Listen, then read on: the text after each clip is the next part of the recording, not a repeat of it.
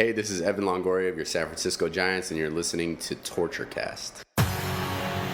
You're listening to a podcast by and for fans of the three-time world champion, San Francisco Giants.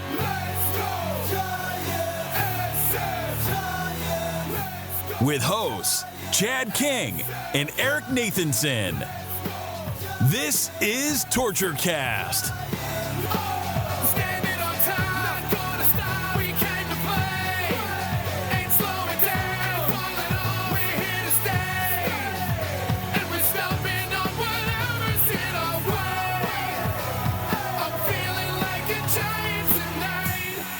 It's Monday, August 31st, 2020, and this is episode 205 of the TortureCast, the podcast by and for fans of the San Francisco Giants. I'm your host, Chad King, and joining me today in another new abode. I don't know what's going on with you, Eric. It's 2020 though, right? It's 2020. Exactly. But Eric Nathanson joining us from a new location near Vegas. What's going on? I'll say undisclosed location at this point because it looks like I'm recording from a bunker. There's a white wall behind me. I should hold up a newspaper so everybody knows I'm okay. We all know it's witness protection. I get it. So they move me a lot, so there's only so much I can do. I'm glad to finally be settled and get back on doing the pod on a regular basis because now I can watch the Giants again and now I can actually analyze things that I'm watching instead of watching recaps and stuff like that. So it's good to get going, and the Giants had a decent week, and today's the trade deadline. Like, we've got baseball shooting out of our ears right now.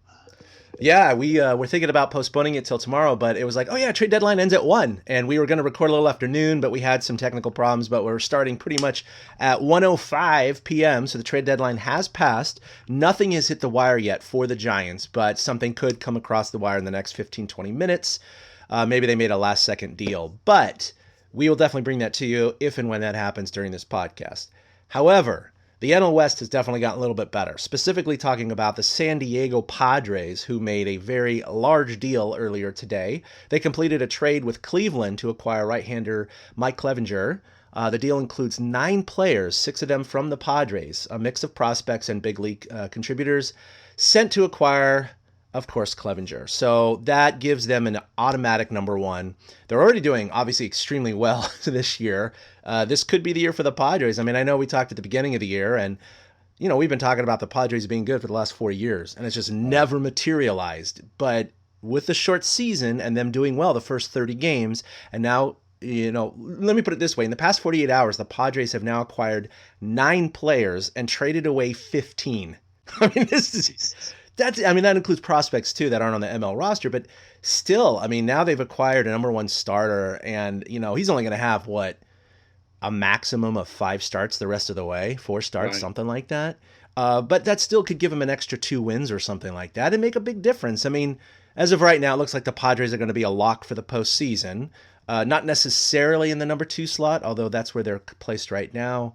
But they're in a really good position to at least be in the tournament. So, and if they have someone like Clevinger pitching the first game of that 3-game series, that's a pretty good boost. So, that begs a quick question.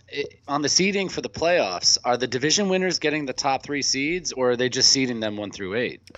So the way I understand it is that they seed them 1 through 8, but that the top 2 do get the home field. So I don't know how that's going to be different. So what I mean by that is, like you said, you have 3 division winners, correct?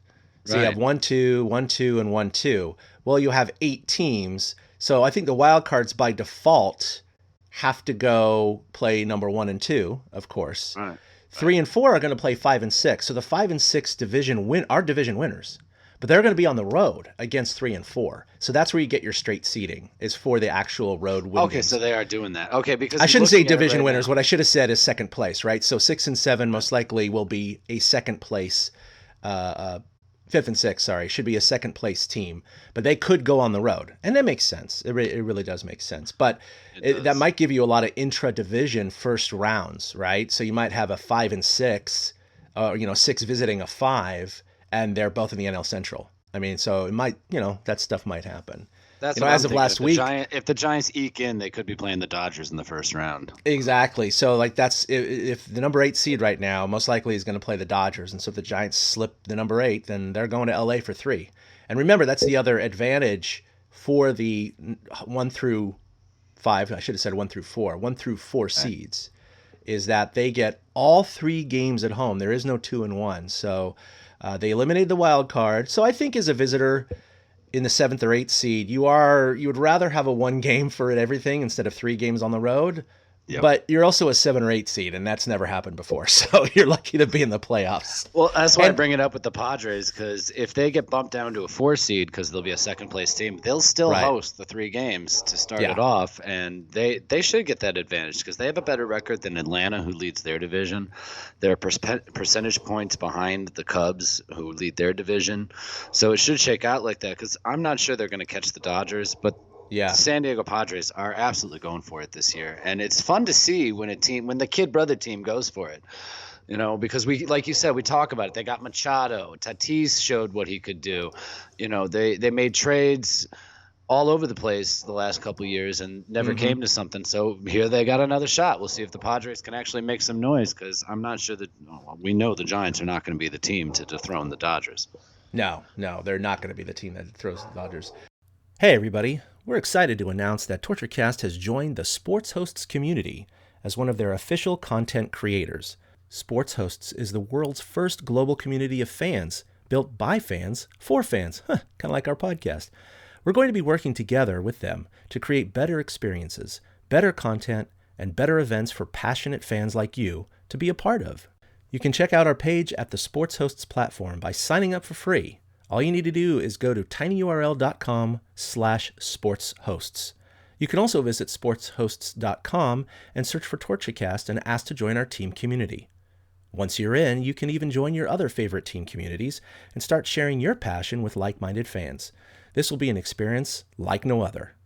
SportsHosts, let's go together. So, nothing's popped up as far as I can tell on the radar, on the tweeter, about the Giants making any trades. There's many other trades in MLB. We won't go over them because many of them don't affect the Giants. So let's go ahead and just start getting into the week that was in Giants baseball. So, of course, last week we had a very euphoric podcast because they had won 6 in a row. And they did start this week with their 7th win in a row. But overall, they went 3-3. They do sit in 4th place in the NL West at 17-19. And they are a half game back of the 8th seed in the playoffs. But there's like a cluster of like 5 teams vying for that 7th and 8th slot. So, but hey, given the start of the season, the way it went, I think we're all very, very happy with the Giants where they are right now. I mean, if after that road trip when they went 3-7, if you had told me that they were going to stay in the playoff hunt, I wouldn't have believed you. But the 7-game win streak capped off with this Dodgers, and what a great start of the week, that Dodgers-Giants game. That was a classic Dodgers-Giants game. It was the game of the season, I think, so far, because the Giants never led in the game until they won, and it just kind of gave them that feeling that, we can hang with the big boys. We didn't just run through the Angels and the Diamondbacks. At least we can hang with the big boys. Granted, it changed as the week went on, but it was a good way to get started after we recorded, because it really, that great vibe kept going, Yeah, it was great. In fact, I had one of my friends at my CrossFit gym. He's a huge Dodger fan. I think I've talked about him before, but we both came to the workout the day after that game. And he just comes up and he's all, man, it doesn't matter how bad or good each team is. It's just that when they get together, it really shows that there is a rivalry every year, no matter what. And it's true. The Giants and Dodgers have sometimes these epic games, Red Sox, Yankees, Giants, Dodgers. It's just the way it is. And, we'll get to some stats that I think are really important after that. But yeah, it was just really fun to talk about with him. And he's like, man, the Giants just kept coming back. They were just like annoying little flies, and they got some spunk this year. And I said, I know. I said, it didn't start out that way, but they really have been showing a lot of resilience, a lot of comeback victories, extra innings lately.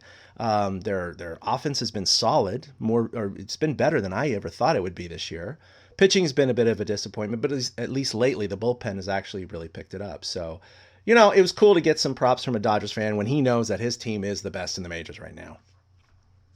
And they are. They're head and shoulders above everybody else. That's why it was good to get one more. I saw. The Giants. What did they go against the Dodgers this year? Then 4-6.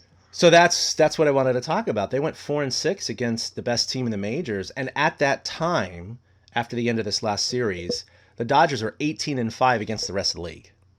So 4 out of the 9 losses were against the Giants. And now the Dodgers are 20-6 against the league and 6-4 against the Giants. So, I mean, they held their own with them, and the series started really great, and we keep pounding on this, but they've completed all 10 games against the Dodgers that they were going to play this year. Think about that, Eric. They've played at that time. They had played 31 games, and 33 games, and 10 of them were against the Dodgers. Basically, a third of their season was against the best team in the majors. Who else could say that? And they were only 2 games under 500. So, That's 3 games the under key. 500. Not too bad. But that first game was an epic one. It's an instant classic. And the Giants individually came back 4 separate times, which apparently is the most in the modern era of baseball, or the second time that's ever happened. Now, granted, the extra runners in extra innings probably artificially inflated that. But the fact of the matter was the Giants were down 4 separate times. Of course, the biggest hit besides the end of the game happened here in the bottom of the 9th with nobody on. Kenley Jansen on their mound, their esteemed closer against Brandon Belt, who has been heating it up. Belt, it's a high drive to center field. On the move is Bellinger, still on the move, out of here, and this game is tied.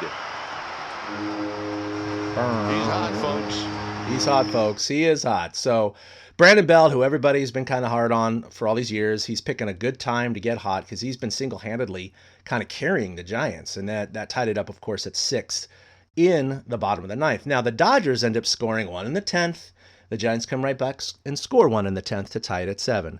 The Dodgers go up in the 11th and score another run. And that was such a weak run, Eric, the way they scored that one, where you had a runner on third, Justin Turner at the plate, Tyler Rogers up, completely crossed up Turner. He hit that thing off of his knuckles practically, this little squibber down the first base line, and Rogers wasn't the most athletic play in the world. Let's just put it that way. He gloved it, tripped, fell, and tried to extend his arm.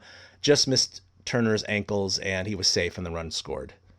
It was so funny because in real time, it's like, oh, he might get him. Oh, no, he didn't get him. Oh, Yeah. And that's how they're going to lose this game. Like, that's a classic Giants loss. That Yes. is totally a classic way that I think the last 2 years they would have lost this game. But this team's different. And they showed it by scoring 3 runs in the bottom of the 11th. I mean, they didn't just score, the one to eke to tie it up and send it. I mean, that whole game, Muncy homers in the first, Belt homers in the first. So they go up 3-0. Giants. It was 3-0, then 3-3. I know. That was so. It was like right away. You're like, oh no, not one of these games. Yeah, but it felt so good because you mentioned Belt, and we really got to give Belt some props. This is one of the hottest streaks he's ever been on, period. Yeah. He had 2 homers in that game, the first one in the first that I mentioned, the one you played in the 9th, and he was in the middle of everything. I think that was the day he got on base like 5 times. Yeah, there it is. Yeah, at one point he had extended his getting on base safely to 11 consecutive plate appearances. Right. Think about that. That's in the major leagues. You get on 11 consecutive times via walk or hit. I mean, that's impressive, man. I don't care who you are. Right. And I will, totally take Belt to task when I think he's not doing well because he doesn't expand the zone. But obviously when he's hot, he can carry a team. And if it wasn't for him, they never would have stayed in that game. They really wouldn't have. Yastrzemski went 0 for 6 from the leadoff position that day. Yeah, So, yeah. They needed the middle of the order to step up. And at the end, Donnie Barrels came through. And there's another guy who's been struggling, Donovan Solano. So it was nice to see him get at least some vindication at the end of the night. Here's Solano. Solano is 0 for 5, 2-1. High drive, left field. It is out of here, and we are going home.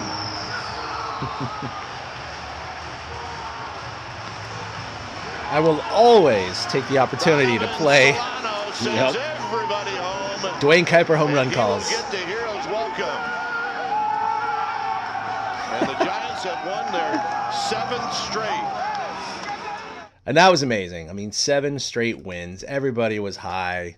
They, had the socially distance appropriate celebration at home. The Giants do it right because I've seen some other ones, and other teams are not taking it as seriously. I swear to God. But regardless, that was their 7th victory in a row. And of course, Longo, previous to Solano, had tied it up with a single. So it was great to see that. There was a runner on at the time when Solano hit it. And like Kipe said there at the beginning of that clip, he was 0 for 5 in the game, and Yaz was 0 for 6 in the game. So the top of the order was really struggling. So it took Belt and others, Longo, to pick him up most of the game. And then, of course, Donnie Barrels came into it at the end.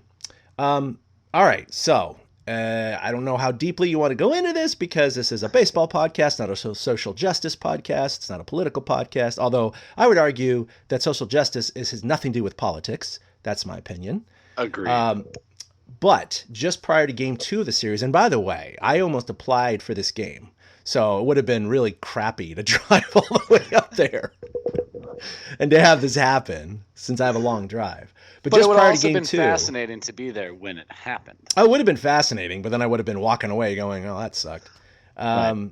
But just prior to game 2, of the game against the Dodgers, they both agreed to boycott the game, and they kind of followed the Milwaukee Bucks' lead and the NBA's lead in boycotting the game that night.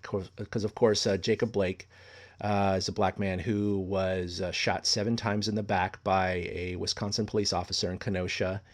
And since it was in the state of Wisconsin near Milwaukee, that's why the Bucks did this. And then it kind of infiltrated the NBA to LeBron James and Chris, what's his face, and a few others, and the NBA finally said, okay, let's just shut it down in support of that. And so the Dodgers did it.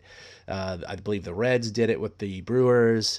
And then eventually over the last couple of days, we've even seen the Astros and A's and the Padres and the Mariners and a couple other teams do the same thing. But it was basically just a show in solidarity, a protest, a boycott to highlight the social injustice and racial injustice that is happening in this country. And again, Eric and I, laying our cards on the table. We are liberals. Whatever you want to put us in a corner or in a box for that. That's fine. We still want to bring you Giants baseball, regardless of that. But I think this was a worthy cause. This is just a sport. It's baseball, people, and to me, it was really upsetting. Again, it was similar comments to the players kneeling, where it's like, shut up and hit, shut up and dribble. Like, this is not the place to do it. I can't call up work and boycott because I'm mad about this. It's like, well, right. If you did, first of all, yeah, you might get fired. Second of all, no one watches you. No one cares. That's the whole point. That's what this means, because athletes are looked upon, because they are televised, because things that they do like this do make national news. That's why they do it, to highlight the social injustice. They're not doing it to be jerks or dicks to the owner. They are doing this because they know it will make waves in the news world, and it will get out there, and it will start conversation. It will start people to talk. If I do that at my work, I mean, no one cares. So I hate seeing examples like this. And again, it's only baseball. A lot of people were upset saying, oh, the owner should be mad at them. And it's like, the owner supported this across the board. There was no issue. Oh, they should take their money. Well, did you know that the Yankees and eventually Gabe Kapler and others donated 1 or 2 games of their salaries to the Players Alliance to help social injustice? So they didn't even need to take away their money. They donated to a good cause. So I just, from my point of view, anything that they did regarding this boycott was not a, quote, bad thing. It was a good thing. It generates discussion. It generates conversation. And it even generated some money that the players and coaches gave to social justice causes. So I don't want to go too much into it, but I definitely want to give you a chance to say anything about this, Eric. Well, I mean, I supported the players. It's basically a strike, and they're not striking to get better wages. They're not striking against their own ownership. They're striking against us, the viewer, the fan. They're trying to make us feel uncomfortable and have these difficult conversations that need to be had in our country. And, there are certain things that I don't understand because, because I'm a white man. And so there are certain injustices I have not faced. And so I can't understand what certain, other races and other people have gone through. I just can't, I can't grasp it, but I can be sympathetic towards it, not empathetic because I've never experienced, but I can be sympathetic towards it and understand that baseball is entertainment. That's what it is. These guys are entertainers, and that's why they followed basketball's lead. Hey, Joe Panic. That's why they followed basketball's lead, because basketball's been at the forefront of this. And the Bucks were the first team that didn't want to take the floor. And then the Magic were given the option of winning the game by forfeit, and the Orlando Magic said, we are not winning a basketball game that way. Right. And that's why they all decided that day, because as Sean Doolittle said, or I think somebody else said it before him, but he's attributed to the quote, sports is like a reward for a functioning society. And we don't have a functioning society right now. Things are going haywire all over the place. And so to be uncomfortable for a few minutes and maybe have conversations, I'm okay with that. Yeah. I don't know how much change it's going to affect, but I do know NBA specifically is affecting some change. They're going to use some venues now as polling locations. And I know for a fact, you mentioned owners were behind them. The Milwaukee Bucks themselves went to their owner and said, this is what's going on. Can you help us get in touch with these people in government? And they formed a bill. And it was all based on the Bucks players and the Bucks owner coming forward. And that's my neck of the woods. I've been in Kenosha, Wisconsin dozens of times. It was literally a 30-minute drive from where I grew up. Where other stuff in Illinois happened, that was literally in my conference of high schools. That's where I grew up. So like I know Kenosha, and it was a little surprising because it's just a sleep little tourist town for people from Illinois. And so to see this happen, you know, these things aren't happening in Alabama and Mississippi. They're happening in Minnesota, in Wisconsin. You know, it's not like it's deep, you know, red state hatred type things. They're happening all over. So if the players want us to have that conversation and they want to take a pause, I'm 100% on board with it. And that's where I stand on it. I'm totally good with that, with them boycotting. I'm totally good with the fact they had to play 2 7-inning games the next day, because as we are having the discussion right now, other people are also having the discussion, and that's really all they hope to accomplish. And I don't think it's going to be the last time. I wouldn't be shocked if this happens one more time during the baseball season. Well, unfortunately, it's because things keep happening in this country, like you said, and that would be the reason that this happens again. And it's really sad. In fact, the NBA was on the precipice of canceling their entire season, but they came to an agreement and they resumed the playoffs this past weekend. But what did come out of that was something very productive, and it's basically they're going to open up as many stadiums that they can that are owned by the franchises to be voting centers. And I think that's fantastic. The ones that are too late to apply to be voting centers are going to be like ballot collection centers and, you know, support centers to help people vote and get them to safe places. Because as we know, there are political pressures going on right now, which are trying to make it hard for people in inner cities or people who don't have accessibility or people who are afraid to vote, to make it easier to vote. So and stadiums NBA's like that, infrastructure's in place in these cities to get people to the polling locations. Yeah. And that, I think, is really like the smart point of it, that the players are like, well, wait, you know, you've trains coming to this stadium every day. You can do it that day. Yep. So it's really a smart move. I thought it was brilliant. So, but anyway, we'll stop the political stuff there. We didn't get too political. It was really just about, you know, baseball. But, you know, the things are more important than sports. And it was just a day. And for those of you upset about it, that's your right. That's fine. I just would caution to you to think that, you know, in your lives, there are things that are more important than sports. So if you had someone who was harmed by something similar, or a friend that was harmed by something similar, or someone you cared about that was going through something like this, you wouldn't care about sports. And so it's okay that this happened for one day. And like Eric said, they made it up. And the next day, they went out and played 2. Now, of course, under this pandemic, we have some weird rules this year, and one of them being if doubleheaders are scheduled, they're both 7-inning games. And this is how I played doubleheaders when I was playing amateur ball. They're both 7-inning games. Yep. So it was really interesting to see the major leaguers actually do this. Now, unfortunately, we won't go too much into detail because the Giants got swept in the doubleheader, 7-0 and 2-0. So that 7-game winning streak came crashing to a halt. And I thought it was funny. There were a few Giants fans, more than a few Giants fans, on some of the social media sites that were saying, well, that's what you get for boycotting a game. See, that's what happens when you boycott the game. And I pointed out to several of them that it was actually the Dodgers who started the conversation about the boycott. It was the Giants who went along and agreed with it. The Dodgers didn't lose both games, and they're the ones who called for the boycott. So your logic is flawed there, mister. I know that doesn't really mean a whole lot. I hate it when people do that. Oh, that's what you get for kneeling. Oh, that's what you get for doing that. And it's like, what are you talking? They're not even related. Like, stop. The other team did the same thing. And, it was kind of annoying, though, because we talked about how the Giants and Dodgers, the Giants went 4-6 against the Dodgers. They were 4-4 heading into this doubleheader. They had a chance to at least split the season series, if not win the season series, and they just absolutely didn't show up. Yeah. And the Dodgers showed once again why they are the better team. And it was, you know what? Okay. You can't argue with that. The Dodgers proved who they are, and the Giants. I don't want to say the Giants showed who they are because they're a much better offense. And, I mean, they faced Kershaw, and who was the other one they faced that day? The second, yeah.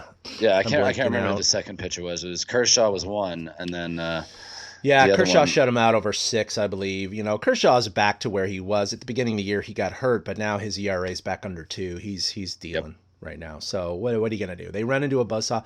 Plus Johnny Cueto went out, and he's been pretty solid this year. He's had a couple of bad starts, but this was his, I believe, his first start with Joey Bart, and he admitted after the game, and he's admitted since that he's had communication issues with Joey Bart. They haven't been on the same page, and it has thrown him out of his rhythm. But he said, I'm not saying it's Joey's fault. It's just, that we had trouble, and that's just the way it is. And I'm sure he's going to be a star, blah, blah, blah. He said a lot of good things about Joey Bart. But his next start this past weekend in Arizona, he had Trump, who also speaks Spanish. He's bilingual, and he was amazing. So there might be something to that. I mean, I don't think he's going to say it if it's not true. So that could have had something to do with it. That said, the Giants scored 0 runs, so Johnny Cueto, good luck. What are you going to do? They didn't help him out at all. They got outscored 9-0. So, but you know what? At the beginning of the season, I went back in our notes, and we thought that if the Giants could pull out 4 wins against those 10 against the Dodgers, because they had them compressed on the beginning of the year, and 7 in LA, that would be adequate. And that's what they did. They got 4 out of 10. So again, it was frustrating. They could have split with those last 2 games, but they didn't. But they're done with the Dodgers. They're done with the Dodgers. No more Dodgers the rest of the year, which is really, really good to see. So now they got to deal with the Padres. Well, yeah, no, the Padres are up and coming, and now they've reloaded, right? Oof. It's going to be interesting. So the Giants went back on the road down to Arizona, and they did drop that first game 7-4. Unfortunately, coming off his complete game masterpiece, Tyler Anderson allowed 7 earned runs in 4 2/3 innings. Longo did go deep in that game. Again, though, another highlight you could point out is the bullpen, which really after those 3 consecutive blown saves in the 9th inning, have really, and I don't have the stats in front of me, but I know they've been very, very solid lately. And even in that game, Tyler Anderson allowed all 7 runs in the game. Bullpen shut him down the last 4 1/3, right? Or sorry, 3 1/3, because they didn't bat in the bottom of the 9th. And the offense came to life too. Towards the end of the game, Crawford homered late. They scored 3 runs in the 9th. To tack on top of that Longo homer. And they showed that they're still just going to keep hitting because apparently, and they needed to because they hadn't really scored a run in 4 days at that point. Yeah, they needed to put something up in the stat column because they had 1 run that whole game until the 9th, and then 0 the previous 2. So they needed something like that. However, the Giants had much better results in game 2 and 3 in the series. They won 5-2 behind another impressive outing by the bullpen after Trevor Cahill left with a hip injury in the 4th. The pen shut out the D-backs and held them to only one hit over the next 5 2/3. And then, of course, Wilmer Flores went deep for the Giants. See if Flores jumps on a fastball he can hit. He does. And he hits it high. He hits it deep, and he hits it out of here. Let's take a look at the high fastball from Ginkel. I mean, that's middle in at 95. Good name. And that orange glove keeps that top hand on it. By the way, that pitch, according to the strike zone frame, right, the K zone, was a good 4 to 6 inches above the top, and it was 95. So I don't know how he got on top of that ball, but he did, and he sent it out. And another thing, he has that bright orange right glove, but he also has a very oddly colored orange belt. I don't know if you noticed that, Eric, but it's not a burnt orange or bright orange like the Giants colors. It's like a light yellowish orange. It looks very odd. So I don't know where you get that belt, but maybe it's good luck for him or something. I'm gonna have to. That's gonna be the first thing I look at during Tuesday's game. The kind of content the Giants fans really want to have, right? What color belt do the Giants wear? I mean, if it makes them better players, then yes.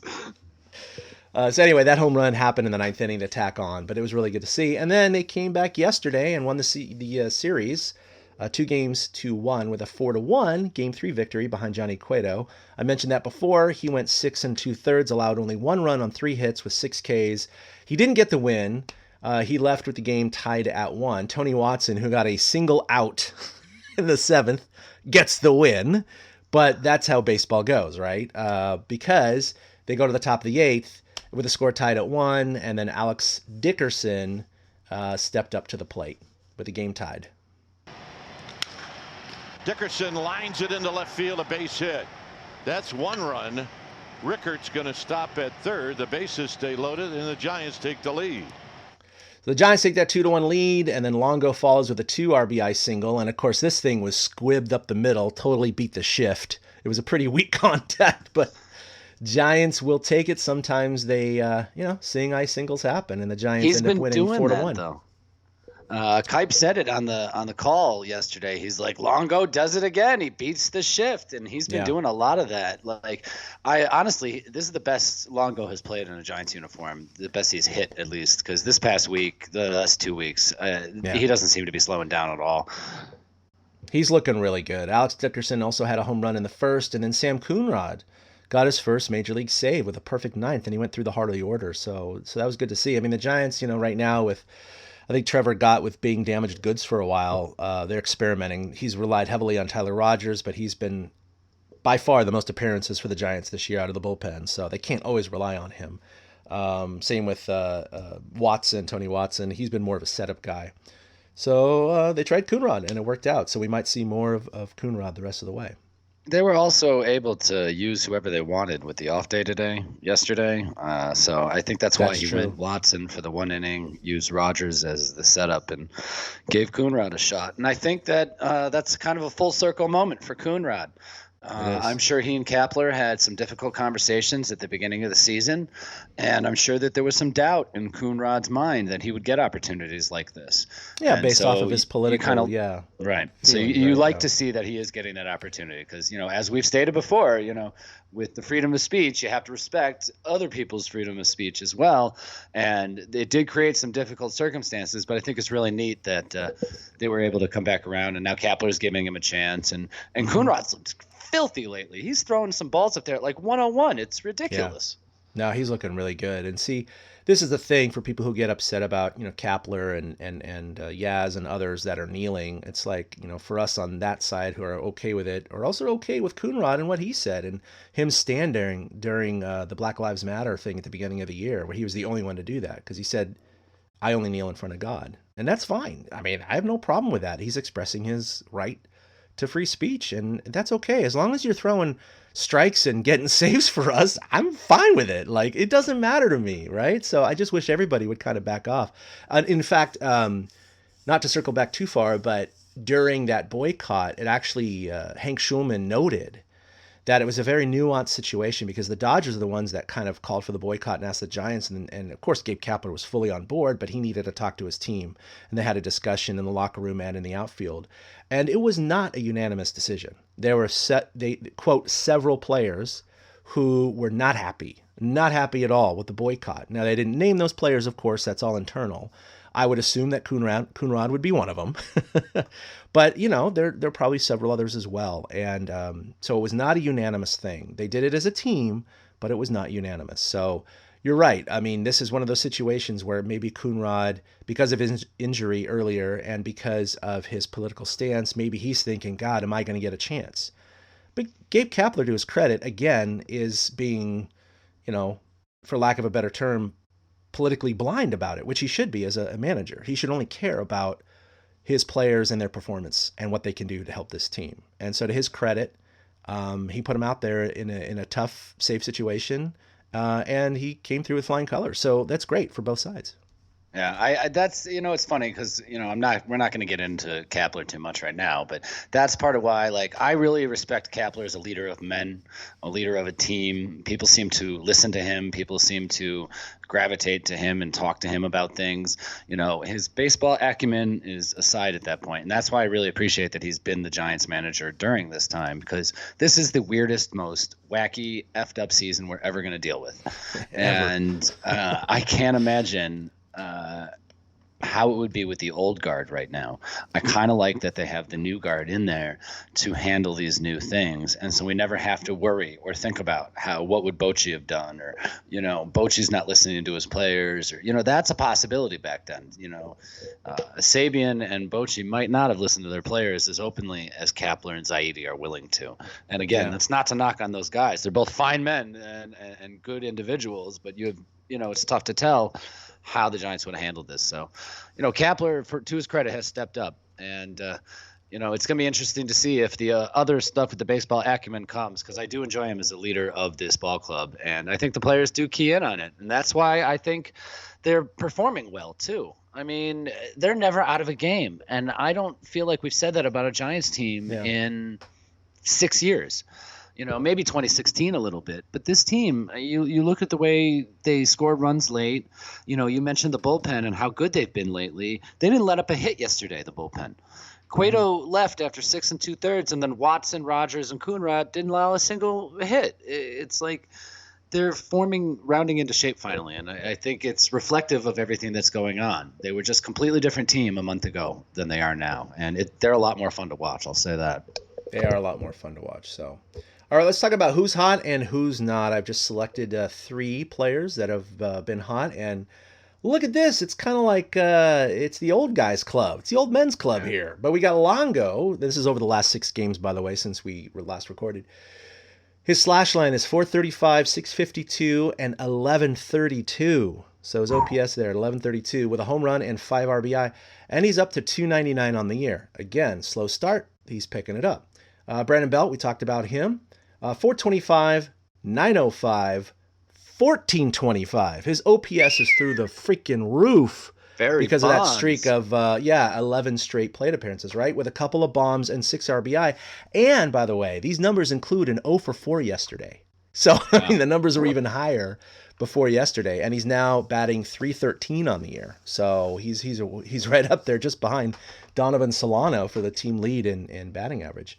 And then you have Brandon Crawford, who definitely has been picking it up lately. He hit 400 for the week with a bomb and 2 RBI. So it's good to see some of the old crew making those contributions, especially because you have some of the new guys that started really hot, not doing so hot right now. So let's talk about them.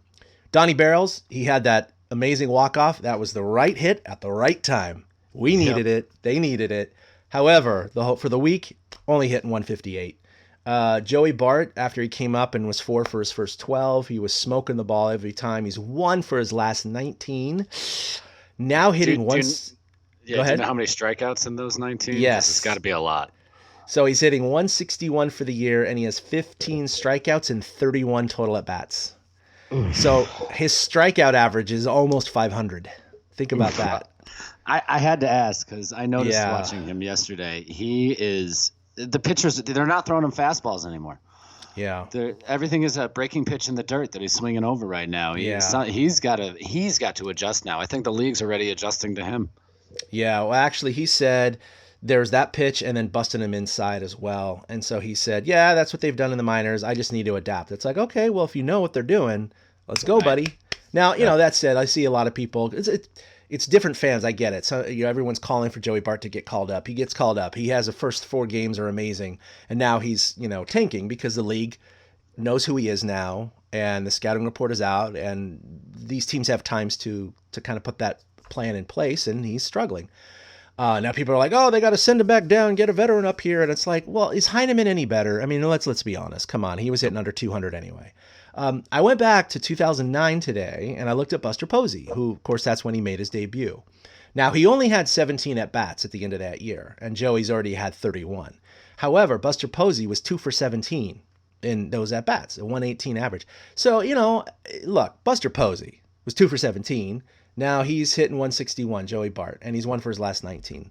Give him a break. Let's see how he does. No one expected him to come up and hit 300 with 10 bombs. That's not what he's designed to do this year. What this is supposed to do is get him that experience in the major leagues. They were just going to waste him down in Sacramento. He wasn't going to get any reps other than practice swings. They don't lose a year of eligibility either.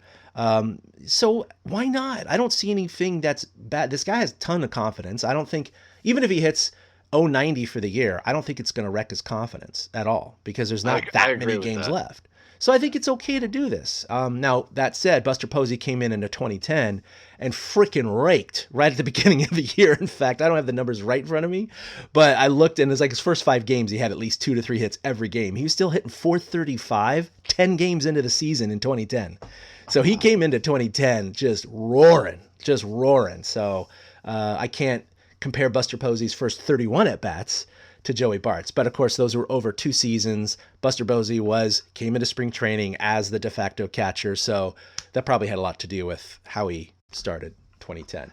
But I mean, Bart's going to learn. It's strike zone recognition. That's what's killing him. He's not recognizing the pitches that are going to drop out of the zone. And if I were an opposing team, I'd bust his ass inside too. Every time. He's got a long reach. So really he has a hard time getting to that inside pitch. And it's just a matter of figuring it out, knowing to start if he is still doing this next year, like you say, then it's a problem. But for now, who the hell cares? It's a lost season in general. Let's just have fun with it, and hopefully he'll hit a few dingers. Yeah, if he doesn't, it's still okay. It's still okay. And then Yaz is also struggling. So again, flipping the old guys for the new guys has actually been good timing. Because you want to see that. You want to see that ebb and flow of a chunk of the team doing well, while a chunk of the team's doing bad, enough to get, 500 or above 500. If everyone's getting hot at once, that's great for a winning streak. But then if everybody gets cold at once, that's really bad for a losing streak. So Yaz is 3 for his last 22 over the last 6 games. That's a $136. So he's down to 280, I believe, on the year right now. So he's still doing fine, but he's kind of dropping away and out of that MVP conversation that we were talking about last week. I know it's only been a week, but this is the short season, so it's kind of like 3 weeks. It's almost a month of stats. So that's the way you have to think about it. Overall, starter ERA is still not doing that well. It's 10th in the NL at 4.92. Now, overall, this is back in the hot column. The Giants are 6th in the NL in home runs and 3rd in runs scored, behind the Padres and Dodgers. And their bullpen ERA is getting better and better and better. Now they are all the way up to 7th in the NL. So they're basically right in the middle of the pack at 4.86, which is actually slightly better than their starter ERA. So that's a huge improvement because they were way over 5.5, almost 6, not that long ago. And so they've really been bringing it down. It's really good to see. Well, part of, again, with this season being what it is, we're seeing this with football because I've been listening to a lot of football podcasts talking about, this season coming up and the teams that are going to do well are the ones that are already established and the ones that are put together. And the Giants weren't. We had a new manager coming in, completely new bullpen almost coming in, 2-3 new starters coming in. And so they needed some time to figure their shit out is really what it is. I mean, look at these last 2 weeks. Yeah, they had some horrible losses to the Dodgers this past week. They still went 3-3. It's still a positive week because 500 is positive right now. Yeah. So it's really a good sign for the rest of the season. I mean, they've got 2 more homestands left against Arizona, Seattle, Colorado, and San Diego. And if they can do things on the homestands, they should be in the contention for that 7th or 8th playoff spot. And it's more than we could have asked for a month ago. Well, I mean, think about it. We are literally going into September tomorrow, Eric. So, I mean, even if this was a full season, right? You're talking about them being a half game out of the playoffs with less than a month to go. So, I mean, this is the excitement that Major League Baseball wanted to generate this year with the short season and the extra playoff spots. Freaking 80% of the teams are, quote, in it right now.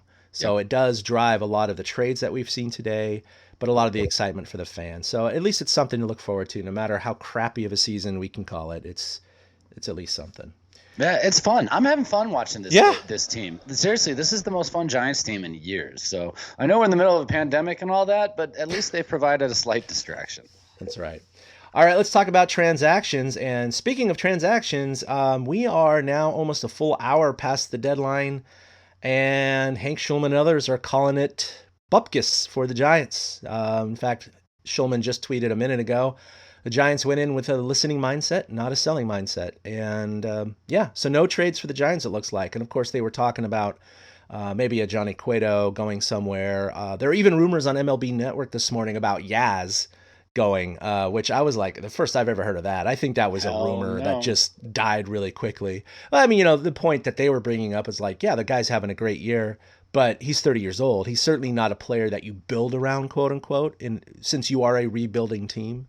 And it's true, the Giants, even though this year, we'll see what happens with them hanging around 500, they still don't seem to be built over the next couple of years of being a 90-win team.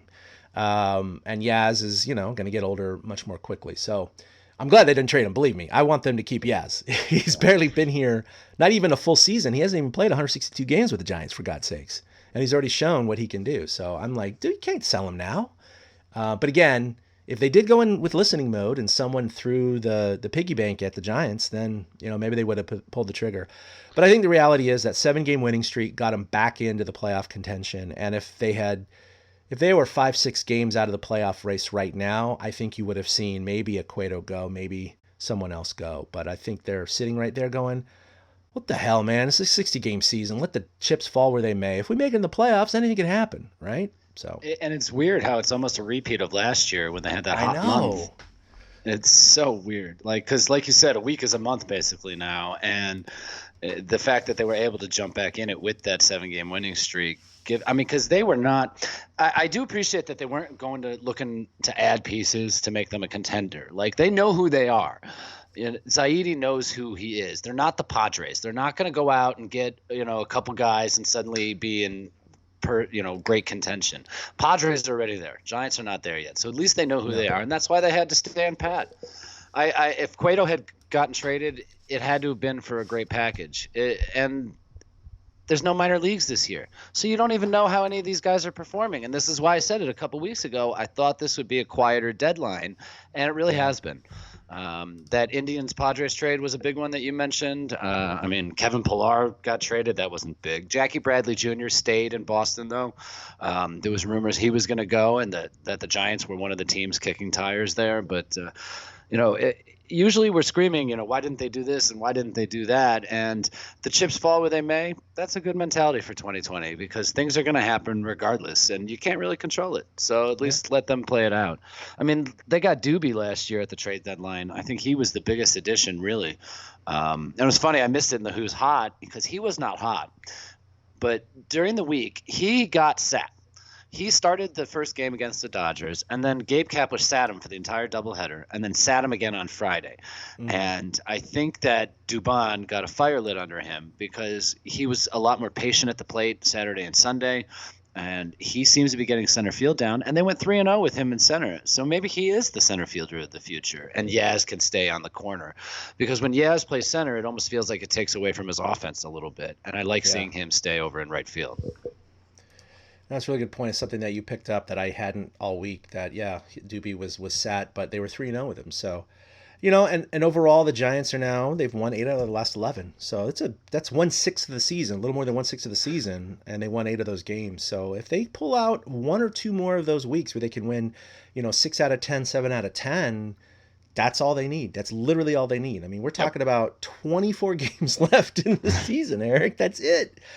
Now, there are definitely some other teams that got more than 30 because they behind, man. They behind because of all the COVID stuff. Yeah, in fact, that's a great point. We had been talking about how really the American League, but certainly the Western Division teams had been avoiding COVID problems, but it finally hit the Oakland A's. They had one personnel test positive this week, so nothing more than that. So they had their game against Houston postponed, and now the first 2 games against Seattle postponed. So they're going to have to make up those 3 games somehow later in the season. But so far nothing in the NL West. It's just crazy that it finally happened. None of the NL West teams. It's really weird that this whole side of the country. But Oakland was in Texas for a little bit, and Texas has not been as safe as other states. Yeah, maybe someone went out. Exactly. All right, let's talk about transactions for the week. Back on August 25th, they signed free agent right-handed pitcher, and I don't know how to pronounce his name, Herman Malave. to a minor league contract. These are players that are not going to make any immediate impact, of course. We didn't talk about this earlier. It was a little bit of sad news. Definitely not up there with Hunter Pence, but on the 26th, the Giants DFA'd Derek Rodriguez. And he was one man, Eric. Look at what he did in 2018, right?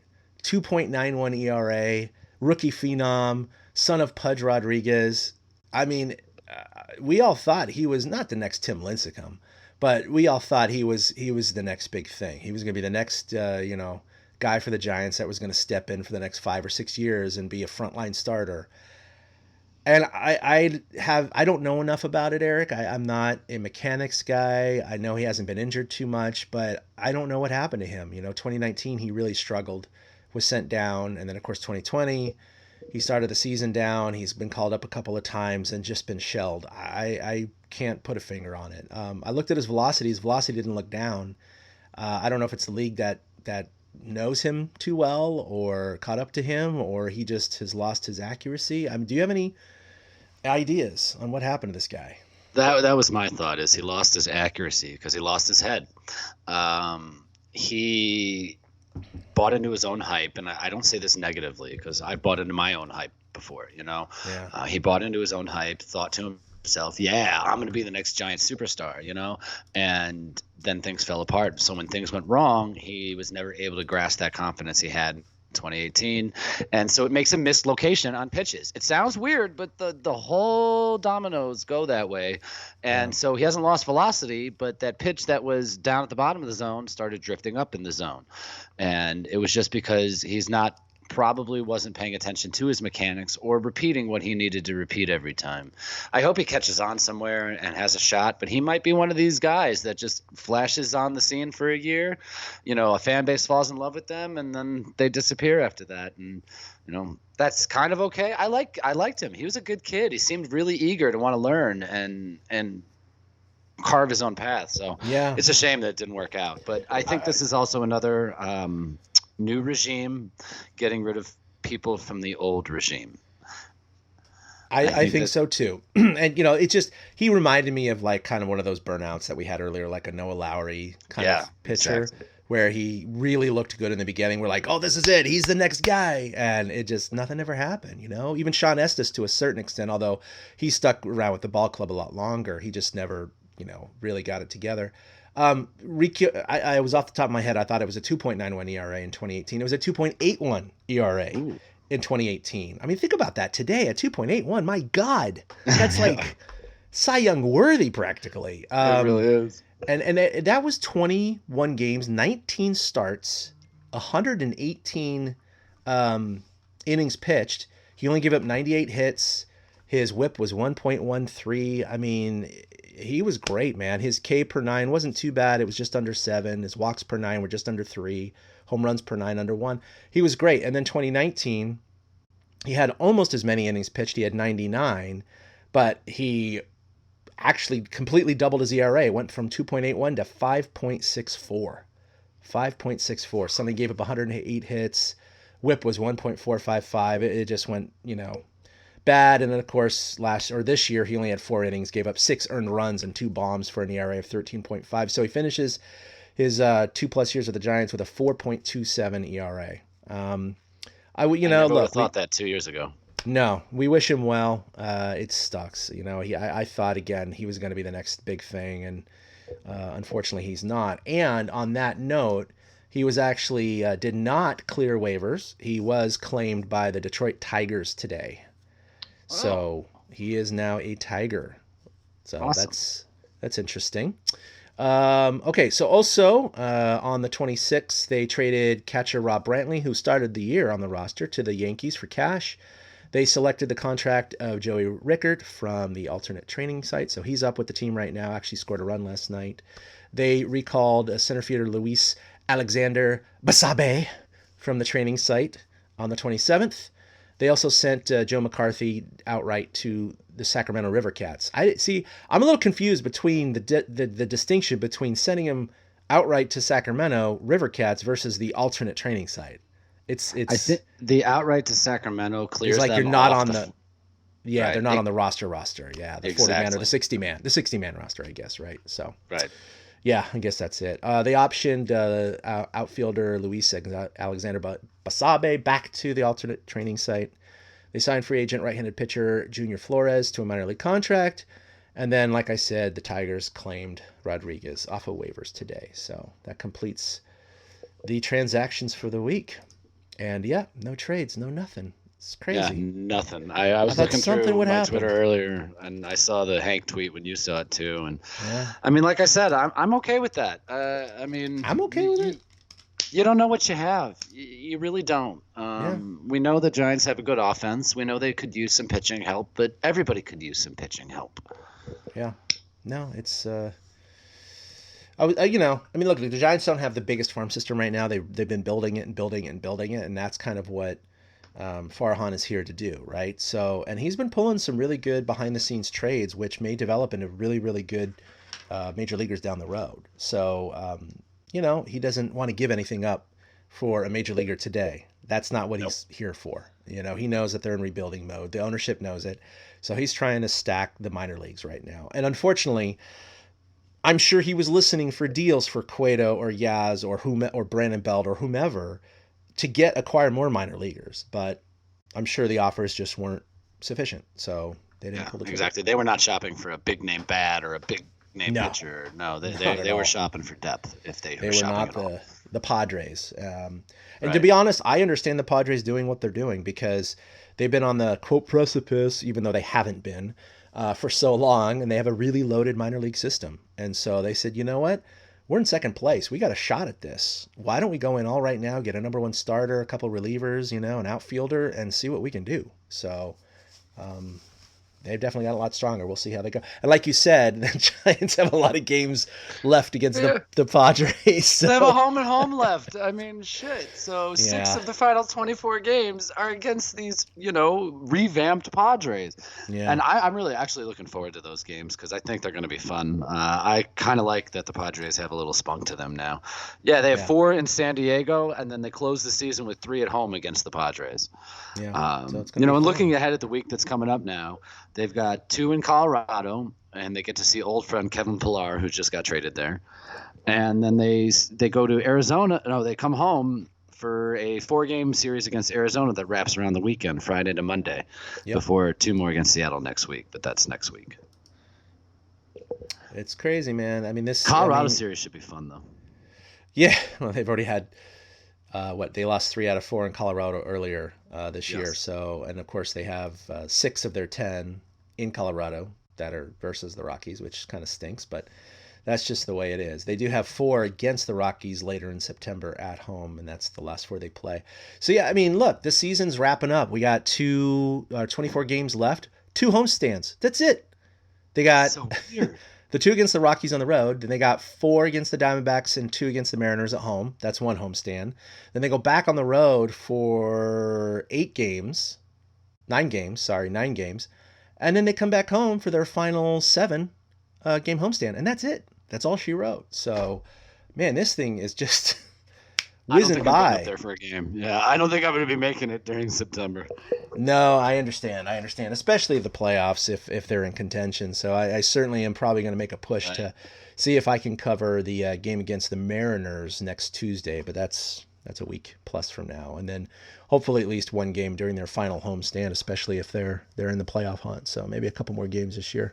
But that would be good. All right, well, I think that's going to do it for episode 205. I know Eric's been through a lot lately with his move and the fire and everything else, but I don't know if you have anything that you've been working on. Probably not. You've been a little consumed with everything, I'm sure, in real life, right? Yeah, you have so much time to kill. You talk about life, sports are there, and sometimes you can't watch the games because of this or that. And it's like, I can't wait to just sit and watch games this week. Maybe something will percolate, but I got nothing at this moment. I'm just happy to have a home. Yes, that is, there are more important things in baseball, as we said earlier. And having a home is one of them. Yep. All right, well, you can follow us collectively at TortureCast, individually at ChadK21 for myself, at 2OutHits for Eric. Let's see, which way should I point? That way? I don't know. You can also check out our website, TortureCast.com, where we post our podcast and any articles that we may have coming up. Also, like us on Facebook. We also have a YouTube channel, which we are now recording video streams of each and every podcast and posting them there, and occasionally doing a Facebook Live. But we've had some technical glitches, and doing it at noon, a lot of people are working and doing other things, so we may or may not do that going on forward into the day. I keep teasing a partnership. I think I'm going to put that at the front of this podcast so you can see it in a separately recorded thing. But other than that, thanks for listening to episode 204, and we'll see you next week for episode 205. Until then, see you then. A-boom. A big thank you to everybody for listening to the TortureCast, the podcast by and for fans of the San Francisco Giants. Follow us on Twitter at TortureCast. You can also like us on Facebook or check out our blog at TortureCast.com. I also want to say thank you to Ashcon and Bailey for letting us use their song Feeling Like a Giant for our intro. For Ben Lee and Chad King, my name is Willie Dills saying, we'll see you next time.